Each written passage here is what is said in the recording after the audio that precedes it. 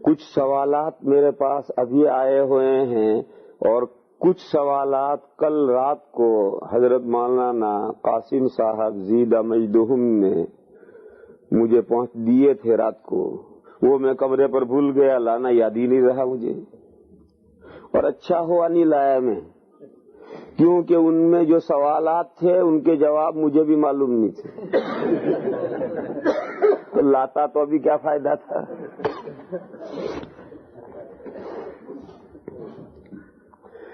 مثلا ان میں ایک سوال یہ تھا کہ گزشتہ تقریر میں یہ بات کہی گئی تھی کہ انبیاء کرام علیہم الصلاۃ والسلام جس طریقے سے انسانوں کی طرف مبعوث ہوتے ہیں جنات کی طرف بھی مبعوث ہوتے ہیں. یہ میں نے بات کہی تھی. ان بزرگوں نے یہ پوچھا ہے کہ انبیاء کرام نبیوں میں کس طرح کام کرتے ہیں اور انبیاء کی نبیوں میں کام کرنے کے طریقے کیا ہیں اور کس طریقے سے ان میں دین کی دعوت پھیلتی ہے اور چلتی ہے اور بڑھتی ہے اور کیا طریقے اس کے ہیں.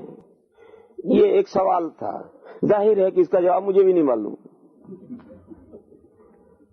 تو لاتا بھی پرچہ تو کیا کرتا ہے، اس لیے کہ جواب مجھے بھی نہیں معلوم. اس بارے میں ایک قاعدہ کلیہ ذہن میں رکھو. کچھ چیزیں تو وہ ہیں جو ہماری محسوس دنیا میں ہیں اور کچھ چیزیں وہ ہیں جو ہماری نظروں سے اوجھل ہیں، ہماری محسوس دنیا میں نہیں ہیں. ہماری آنکھوں سے اوجھل ہیں، کانوں سے اوجھل ہیں، زبان سے اوجھل ہیں، ہاتھ سے ہم انہیں ٹٹول نہیں سکتے. وہ چیزیں ہم دیکھ نہیں سکتے، وہ باتیں ہم کانوں سے سن نہیں سکتے، وہ سونگنا چاہیں سونگ نہیں سکتے، انہیں ٹٹولنا چاہیں ٹٹول نہیں سکتے. وہ غیر محسوس دنیا کہلاتی ہے. اور ایک دنیا ہماری محسوس ہے، یا تو وہ ہمیں آنکھوں سے چیزیں نظر آ رہی ہیں، یا وہ ہمیں کان سے سنائی دے رہی ہیں، یا اس کی خوشبو یا بدبو ہم ناک سے سونگ رہے ہیں، یا اس کا مزہ ہم زبان سے ٹیسٹ چکھ رہے ہیں، یا بدن سے چھو کر لگ کر ٹٹول کر اسے سمجھ رہے ہیں. یہ ہماری محسوس دنیا ہے. یہ جو ہماری محسوس دنیا ہے اس کے بارے میں جو حقائق ہیں قرآن و حدیث نے بیان کیے ہیں وہ تو بیان کیے ہیں. جو باتیں قرآن و حدیث میں بیان کی گئی ہیں وہ تو بیان کی گئی ہیں. اور کوئی مزید بات پوچھو گے تو ہم اور غور و فکر کر کے بتائیں گے، کیونکہ ہماری محسوس دنیا ہے. محسوس دنیا میں آدمی غور و فکر کر کے سمجھ سکتا ہے. لیکن وہ ورلڈ، وہ دنیا جو غیر محسوس ہے، مثلا حدیث شریف میں یہ بات ارشاد فرمائی گئی کہ جس جگہ پر کچھ اللہ کے بندے اکٹھا ہو کر اللہ کا ذکر کرتے ہیں اس مجلس کو فرشتے گھیر لیتے ہیں.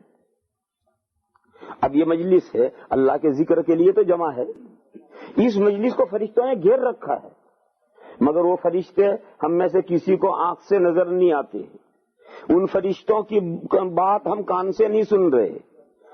ان فرشتوں کی کوئی خوشبو ہم سونگ رہے ہوں، ان کو چکھ کر دیکھیں، ٹٹول کر دیکھیں، نہیں دیکھ سکتے. تو فرشتے یہاں ہیں مگر وہ غیر محسوس دنیا میں.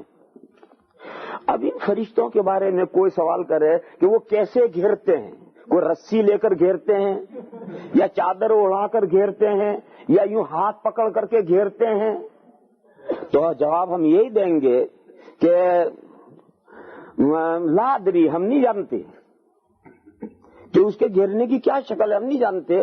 جتنا حدیث شریف میں اللہ کے رسول نے فرمایا اور قرآن کریم میں اللہ نے ارشاد فرمایا اتنا ہم جانتے ہیں، اس سے آگے نہیں جانتے. اور مثال لے لو عذاب قبر. مرنے کے بعد نیک آدمی کو قبر میں راحتیں اور آرام پہنچایا جاتا ہے اور برے آدمی کو مرنے کے بعد قبر میں سزائیں دی جاتی ہیں. ظاہر ہے قبر کی یہ راحتیں اور قبر کی یہ تکلیفیں یہ ہمارے جو پانچوں سورسز ہیں، نالج کے جو یہ 5 سورسز ہیں، ان کے سرکل میں نہیں آتی. نہ اس عذاب کو ہم آنکھ سے دیکھ سکتے ہیں، نہ وہ عذاب ہم کان سے سن سکتے ہیں، نہ زبان سے چکھ سکتے ہیں، نہ ناک سے سونگھ سکتے ہیں، نہ جسم سے ہاتھ سے ٹٹول سکتے ہیں. لہذا کوئی پوچھے کہ کیسے راحتیں پہنچتی ہیں، کیسے عذاب پہنچتا ہے، تو اس کا جواب یہ ہے کہ بھئی ہم نہیں جانتے. کیسے کا جواب ہم نہیں جانتے. ہماری اس دنیا، محسوس دنیا کے بارے میں اگر تم پوچھو کہ کیسے، تو اس کیسے کا جواب دینے کی ہم کوشش کریں. لیکن غیر محسوس دنیا کے بارے میں تم پوچھو تو ہم وہ جواب نہیں دے سکتے. ہم عذاب قبر اور قبر کی راحتوں کے بارے میں آپ کو وہ باتیں ہی بتا سکتے ہیں جو قرآن کریم میں آئی ہیں اور احادیث شریفہ میں آئی ہیں. بس اتنی باتیں بتا سکتے ہیں، اس سے آگے تم پوچھو، آگے ہم نہیں جانتے.